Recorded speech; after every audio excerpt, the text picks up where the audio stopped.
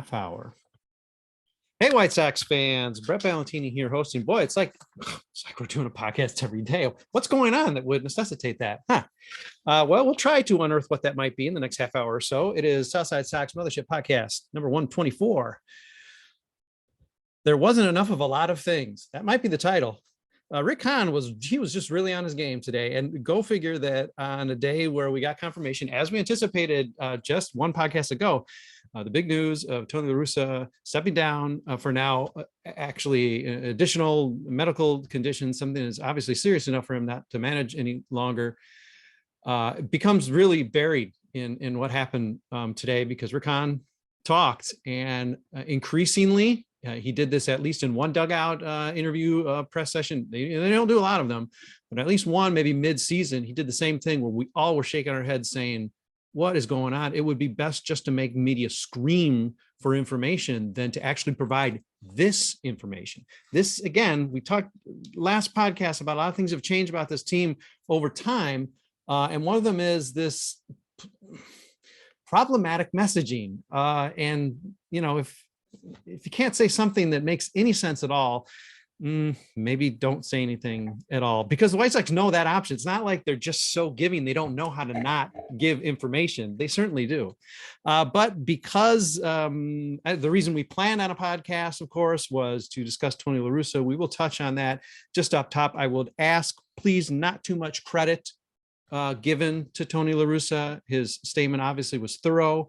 There was some humility there, but I'm not really sure we should injure shoulders clapping for that. You know, he is gone. He did show up. He didn't necessarily have to do that, but it is official. I don't know, based on what Rick Hahn said, whether it's even a good thing. And I don't think I would have necessarily anticipated saying that. But any reaction that we didn't get yesterday from from this news that Tony is done.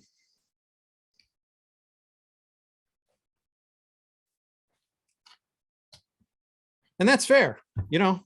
That's fair. He is leaving, and he leaves a void behind. And unfortunately, Rick Hahn is the person who's going to fill it. Now, my assignment for this podcast to everyone who's going to participate is pick your favorite Rick Hahn quote from this press conference. As Melissa pointed out before we sort of went live with this, how long is this podcast going to be? It is going to be a mini series, a Scorsese film of podcast quotes from Rick Hahn, because it's just impossible. But let me begin just by addressing something that's come up a lot. I mean, we were talking about a month or two ago, we had a podcast really that was solely devoted, I know at least Joe was on that with me, that was somewhat solely devoted to just what this team was doing to us as fans, how it is missing its mission in terms of fan experience for us longtime fans, and we pretty much 2-1 are.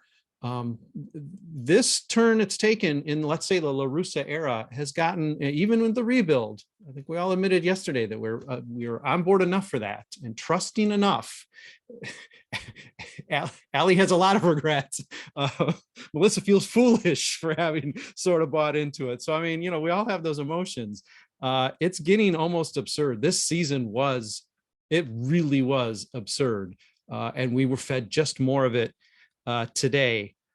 The notion that Rick Hahn seems very, very out of touch with reality. Let's just start broadly there. I've got plenty of thoughts, and I've probably shared them a lot, but Rick Hahn gave quote after quote today that seemed that he really didn't have much of a clue. So let me just throw that out there for some broad reaction to Rick, what it means, how it makes you feel, whatever. You can cuss, who cares?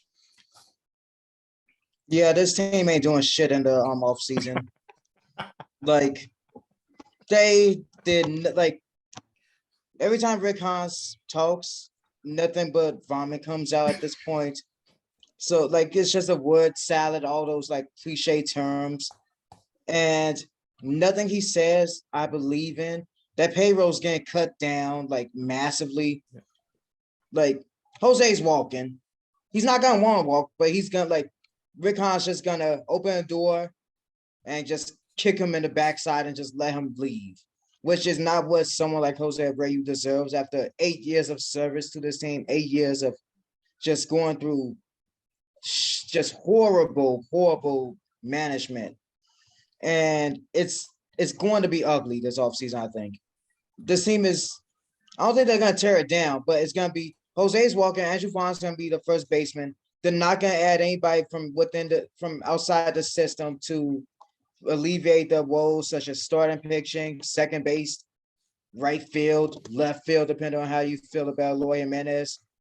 Just be prepared for them saying, well, we're healthy again.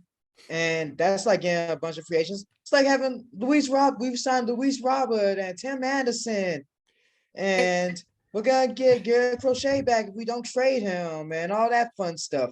Just be prepared for the White Sox to look slightly different next year. And Dante, they're never going to be. It could be opening day. What day are we going to pick that they're going to be healthy? That they could actually say that. There's not going to, that day's not going to exist. There's not going to be a day, opening day, a Christmas day, whatever it is. That day doesn't exist. Let me just, because you mentioned Jose, let me just throw out how bizarre it was. And again, I didn't watch the press conference live to know whether once Tony stopped talking, all the players left or whatever. But the idea that sometime in that press conference, Rick Hahn is saying, we're just gonna have to wait and see how it unfolds with Jose, as he had at least been in the room or was still in the room watching, is pretty bizarre. And the idea that you can't just throw the money at a problem, which actually I can't really get angry at, because based on how they spend, I don't know what the direction is. Trades ain't gonna do it either. He could throw money at the problem if he was good at his job. Well, that's the problem. The Dodgers throw money at the problem. Of course. The Mets throw money at the problem. The Braves, as much as I dislike the Chop, throw money at the problem.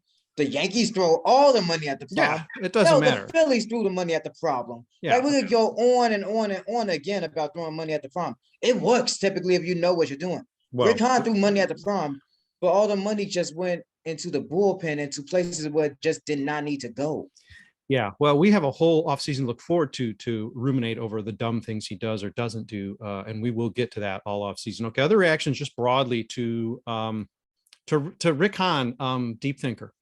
What really got me was when he got on the mic and said, if I felt I wasn't the person for this job, I would step away, which is such bullshit. Mm-hmm. There is no excuse between the players and the management. There's no excuse for how this season has played out. But to get up there and say that I go on Twitter and I see how disappointed these fans are, and I think I'm the greatest critic of myself and no one sees that. And if I felt that I wasn't the person for this job, I would have the grace to step away. You have been doing this for 10 years now? And it's not fucking working. Mm-hmm. So are you really the dude for the job? I want more thoughts on this. Let me jump in quick, because here's like just a little bit of beat 101. All right. Again, I shared that clip with you from 2 years ago. I asked Hahn the question he wasn't even prepared to answer as to why the White Sox are suddenly going to go outside of the organization to hire, which, by the way, they ended up doing. The follow-up to that is a question about Yasmani Grandal and James McCann, whether you can have them on the roster. The whole point, working as a unit, working as a strong, people think the Chicago media, and I'm sorry, this is old school, like dirty talk or something. I'm sorry, that somehow the Chicago media is tough. There's no follow-up to that statement. I know Jesse Rogers, I think, is the one who asked the question that precipitated Rick's answer. No one follows up to say, okay, Rick, can you tell us what you have? Give us your resume line. Oh, I know it's obvious and maybe it's insulting and maybe he won't answer that question, but you have to ask it. There's no follow-up to a question like that. Or correct me if there was, but I think we'd have some money quotes if that had been the case. All right, more weather specifically to what Allie brought up, because that is really the screaming headline from this press conference, or just general deep thoughts from Rick Hahn. I had a thought and I can't remember what it was now, but my biggest thought is a goldfish could do a better job at being the White Sox general manager than Rick Hahn. Like an animal that has a 3-second attention span would have a better job general managing the White Sox than Rick Hahn. And then the fact, okay, back to the Jose Abreu thing, the fact that he said, I think he said something about they didn't have plans for him or whatever, or they didn't know how he fit in the roster. Like, shouldn't that be something we're thinking of like last offseason? Like, not now. Like, if you knew that he was going to walk or you were going to let him walk, shouldn't you have, done something at the trade deadline maybe and gotten prospects even, to fill the league's worst farm system? Like, it's embarrassing. It's like I'm at the point where I would like Rick Hahn to make such a terrible decision. Not that he gets fired, such a terrible decision in the offseason that I can just stop watching, to be honest. You want relief. You Like want I out. want him to sign someone that is such a bad idea to sign and so unneeded that I could walk up to this team and be like, yeah, I'm done. I don't ever need to deal with him or this team while Rick Hahn and Kenny Williams and Jerry Reinsdorf are still around. Because that's the truth of the matter, is that if they're all still around, this shit's gonna keep happening. It's gonna fucking suck. And the fact that we're not gonna make any moves, because of course we won't. And if we do, they're gonna be bad. So I hate it. I hate it here. Jordan is conveniently forgetting the big Adam Eaton signing of just a couple of years ago. No, there have been plenty, but yeah, I get the point. You and that would give us an out, but it would just increase our outrage. Other thoughts about Rick Hahn, deep thinker, as evidenced and shown today as he flexed. Oh, second half is going to begin with another one of Rick Hahn's flex, but other thoughts on Rick? Yeah, there's a lot that can be discussed from today. I think one item that jumped out at me was the quote where he said, 2 years ago, our baseball operations department was getting nods for executive of the year. A year ago, we won the division by whatever, 11 or 12 games. It was actually 13, but whatever. It's a weak division. That's just my addition to the quote. And this year we were being picked for being in the World Series, and now we're being asked if we should be in our jobs. Well, I mean, with regards to whether or not he should have the job as White Sox general manager, he's been here for 10 years. They've had 2 successful regular seasons and 0 successful postseasons. I mean, yeah, that other stuff he had mentioned, obviously, that's like the very much like the politicians like positive spin on it, you know, the whole like the passive voice for, like, you know, our baseball operations department was getting nods for executive of the year. There was that like kind of spin on it, and like, yeah, they won the division comfortably last year, even though, like, you know, it was a very easy division to win, and then they burned out right away in the playoffs. Like, and like those 2 years, like those 2 back-to-back years, like those, yeah, those are the only 2 parts of his tenure that really the White Sox have achieved any sort of level of success worth talking about, and those did not end in any sort of postseason success.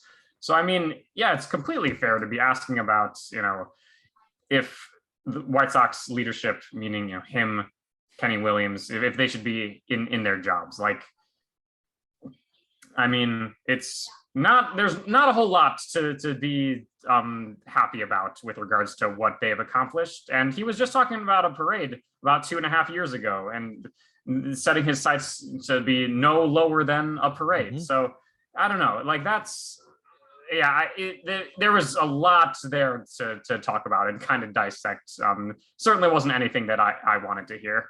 And if it didn't come up, that was going to certainly be my second half kickoffs, but let's address it here, because throughout it all, and obviously there's a lot to talk about here, Rick still can, and even as apparently somebody had mentioned that, you know, there was some thoughtfulness. Oh, I read Twitter and I understand the fans are upset. Okay, which is a different take than he had than, say, at Reggie's when you know, he said, like Joe had to call you out from last night, rooting for the rebuild to fail. But still, he cannot get through this conference without doing some sort of fan blaming type of behavior, which is what that type of quote is. The operations, he's talking about himself. I mean, I understand, yes, there's plenty of blame to go around because it's Jerry and it's Ken. It's him. He's talking about how he was under consideration for executive of the year 2 years ago. For crying out loud, you can't steer around this, on this of all days. You can't steer around that defensiveness. And that's the kind of stuff we hear every time Rick talks now. And I don't think that's how his tenure necessarily started. But boy, he's gotten brassier and brassier, and it just is more and more infuriating. Melissa, we haven't heard from you yet, so please, thoughts on deep thoughts from Rick Hahn today at the press conference. I am fed up with him. I thought it was classless. Like he was an expensive suit, like a cartoon character, like dressed in an expensive suit. Like that's the vibes that it gave me. And one of the things that jumped out to me, so I have it here. Depressing, disgust, frustration, shock. Any of these adjectives are appropriate. I'm talking about the team's performance this season. Who is responsible for orchestrating this team and the performance? You. So you're disgusting, frustrating, shocking. Like, hello, like so just tone deaf. And yeah, I'm done with Rick. Yeah, I mean, that is sort of throwing your roster, the roster you put together, under the bus, and that's weird. I hadn't picked up on that one. That's very interesting. Yeah, Rick, he is now resembling more and more the cartoon general manager, and it's just from what he says. Suits aside, it's just from what comes out of his mouth. Let's take a break real quick so we don't lose track of that, and we'll get back to more of the Rick Hahn stuff, including looking forward to the next manager, because that's always such a great topic because they just can't get it right. Hang with us. We'll be back in a minute. White Sox podcast 124. It's the mothership. I'm Brett Ballantini, lucky enough to host it along with Melissa Sage-Bollenbach, Allie Wesel, Dante Jones, Joe Resis, and Jordan Haas. Okay, well, Rick Hahn, we're talking about Rick Hahn, because he sort of took this thing over. It's like, what? Tony La Russa left today? Oh, yeah, okay. Even though this is like actually truly breaking news, and just as of like a day ago, we were saying, well, this actually isn't real. It's not actually going to happen. He's going to somehow fight his way back into the dugout for 2023. No, it appears, at least as of right this moment, Tony La Russa will not be back to manage the White Sox in 2023. The problem with that, just like the whole quote about not throwing money at the problem is Rick Hahn is in charge of picking the next guy. And we can give him all the excuses in the world that Jerry Reinsdorf overruled him because he wanted Tony La Russa back, et cetera, et cetera. He couldn't have known that this was not a possibility. And obviously he stayed in his job even after being overruled, if that's really how it worked out, if we are led to believe that he wants to throw Jerry under the bus, which I think you can sort of read parenthetically, that might be what he would like to do, except that's the guy who signs his big, fat checks. Then leave. Sorry, I know it's a cushy job. You get paid really well to do this job, and it's one of 30. He gets to do it in his hometown. It's one of 30 jobs in baseball. Well, if you're getting consistently undermined and hamstrung by your boss, you leave. It's easy to say, I don't have the cushy job and the nice leather chair in the corner office, but come on, Rick. Not to say we can't get back to some of the other stuff, but let's at least lead off the second half with the managerial search. This is literally a carbon copy of what he said 2 years ago. We joked before we went on air that he could literally be using his notebook from 2 years ago when addressing the Ricky Renteria firing. White Sox DNA, not a requirement that you even have to say that, speaks to how preposterous. I mean, if this was the Yankees or the Dodgers, it's like, okay, yeah, keep it in house. We win every year. No, you're the White Sox. Why would you want White Sox DNA? He would not rule out Ozzie Guillen, which he did explicitly upon the firing, this is the equivalent press conference as the Ricky Renteria firing, whether Tony was actually fired or not. Okay, fine. But same equivalent 2 years later, would not rule Ozzie out. So that definitely betrays the DNA requirement. And of course, in the same breath, mentions that Miguel Kairos is going to get an interview, which is fine. Fine. Interview 25 guys. But man, that is not sounding like someone who's not going to just hire somebody else attached to the White Sox. We've talked a lot about managers. We addressed it quite a bit last podcast, but let's go for another round. Reactions to who's going to lead this team next, and any tea leaf reading you're doing of what Rick Hahn is saying.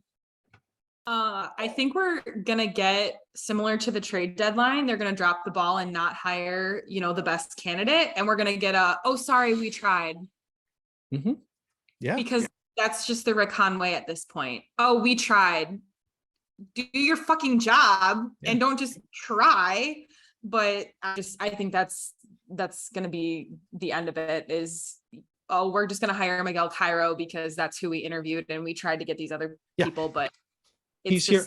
Yeah, he's here. He's here already. We have managers at home. He's here already. He's already in the office. I don't want to make him move out. Yeah, he's a nice guy. Okay. Anybody have a sunnier take on it than Allie and I? I first want to address the fact how more self-aware in his statement that Tony La Russa was than Rick Hahn. Yeah. The fact that he could go, yeah, you know what, we fucking sucked. And you know what? It's kind of my fault. And also the fact, you know what, I deserve to be booed a little bit. I'm like, you know what? That's more literally, it's more than he said all year in terms of like, throwing, instead of throwing people under the bus, he actually finally took responsibility now that he's gone. But I don't know. I don't know if I've got a sunny outlook on a manager. We're either gonna, you know, hire Miguel Cairo, or we're gonna hire someone, you know, with White Sox DNA, or we're just gonna hire the worst possible candidate. It's not gonna be, I mean, you know, we could sign a Paul Konerko or an AJ Grzinski or Miguel Cairo or fucking whoever, or we're just gonna sign the literal worst possible outcome, because that's the cynic in me at this point. And it's like, Rick Hahn is an incompetent general manager, and if this was literally any other team, like if this was the Pittsburgh Pirates, he would be fired. Well, I guess if it was the Rockies, he'd probably still be there. But even that, even then, it's just like I don't put any faith into anything Rick Hahn does anymore. I don't think I think the last time I had any faith in his abilities as a general manager was that with the Lance Lynn trade, I think. Like the Kimbrel trade, okay, in hindsight is bad, but you know, at the time it was fine. But like in hindsight, the only good trade he's made in the last couple of years was the Lance Lynn trade, and it's been good or whatever. But like signing people, signing managers, not his strong suit, to be honest. There's not much. There's not much strong suit. Not a whole lot to go off there. Yeah. Signing Cueto, that was an accident. Yeah, he just kind of was available. There's not much. There's not much you can say other than the fact that maybe he should have whoever wrote Tony La Russa's statement for him today. Maybe they should start writing stuff for Rick Hahn, because that would go much better than just let him go off the cuff, because that's getting uglier and uglier. More, I guess, specific thoughts, manager wise, or just how much trust. I understand there's probably no trust. How much trust we put in Rick Hahn to actually follow through this time, because it's a second shot at it. So I have a different take on this, in that after the literal shit show that we have put on in the last 2 years, who that's any good is going to want to come here? That's fair. That's my honest look at it. Is so we brought back some guy, so our GM got trumped by our owner. This is who we're going to hire. It blows up and turns into a disaster.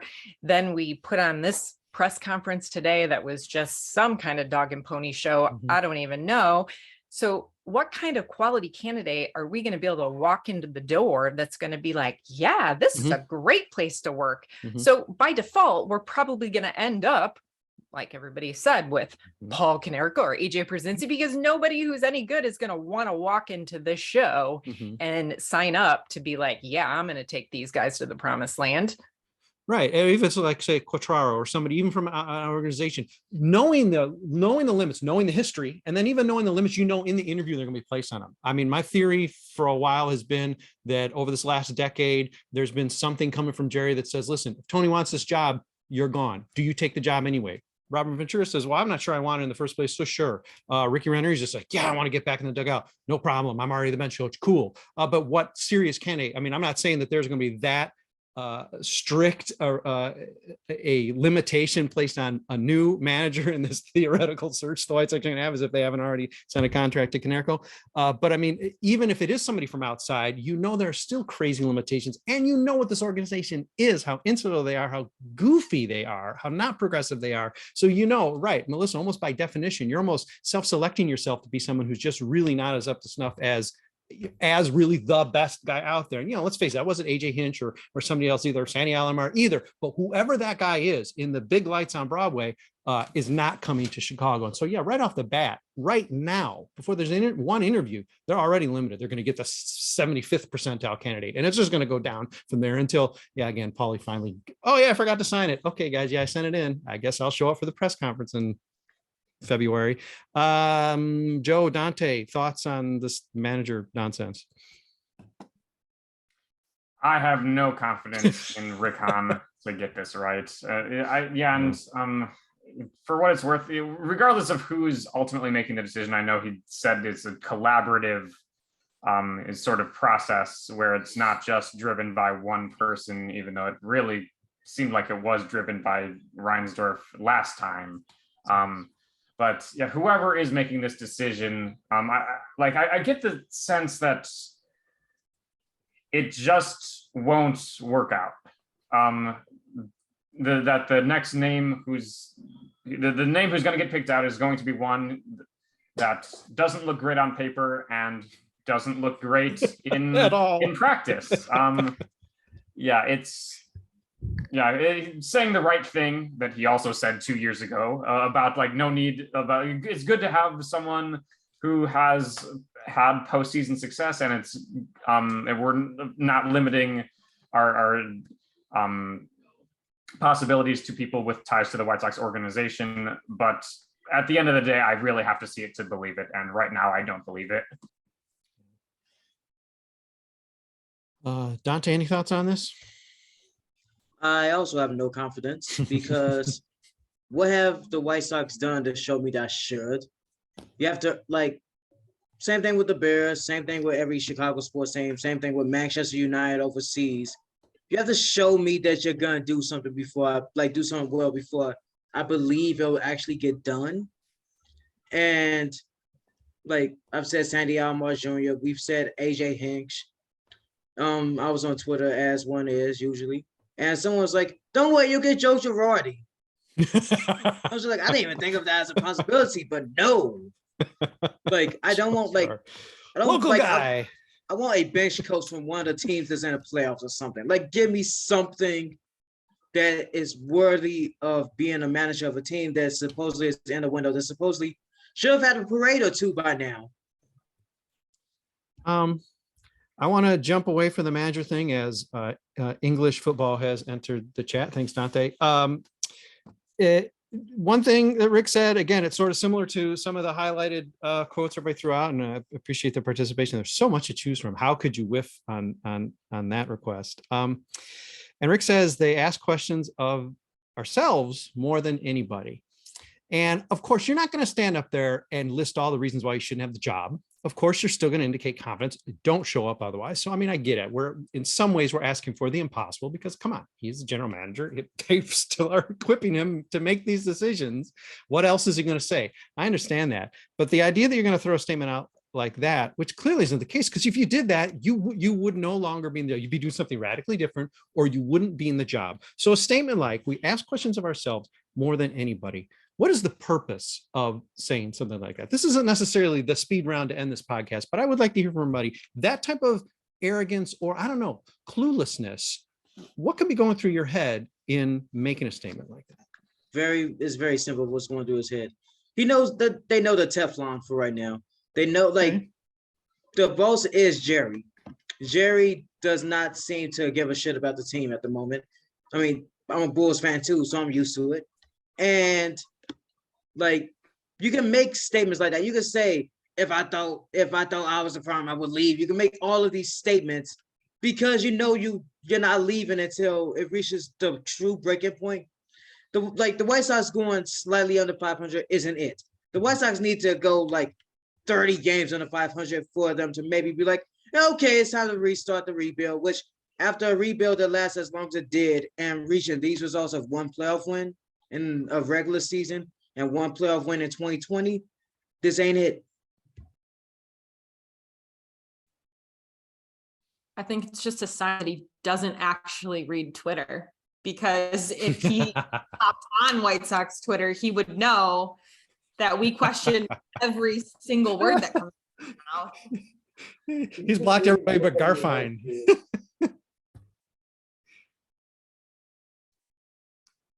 I don't think he realizes how intelligent White Sox fans are. So sometimes when these things come out of his mouth, you're like, nobody's like, it's lawyer speak, I think, a lot of it. And so that's why we all sit here and are like we're smart people. Like you just don't even give us credit. And so it's like things he's been just conditioned to say and trained to say, and it like so little from him you ever get feels genuine. You know, like like a talking head, the cartoon, it just he just radiates that.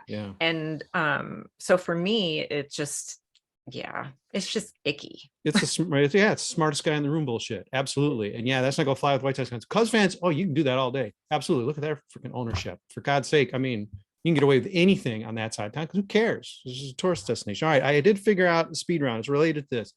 So let's go around the room here. I want consideration because one of the things that Tony, I don't buy it, but one of the things Tony said is he was listening to fan discontent and he might have made a decision not to be back based on that, which is utter horseshit. Absolutely is not the case in my estimation, but he said it. Okay, let's take it at face value. Clearly there weren't fire Hahn chants going on. The bigger problem was fire Tony. It's always going to be a little bit more immediate because he is on the field calling 1-2 intentional walks and so forth. But let's just pretend this is going to play out the way we think. And Ricky Renteria, parenthetically, quote unquote, Ricky Renteria is not an inspiring manager, not a guy with a lot of backing behind him, maybe a first-time guy. All right, Sox aren't doing well or whatever. What's the next chant? Is it more likely we still focus our ire on whoever this manager is, or are we going to start to hear fire Hahn types of chants? Is Hahn next? Are we going to move up, or are we going to stay on the field? Jordan, I'm going to start down with you.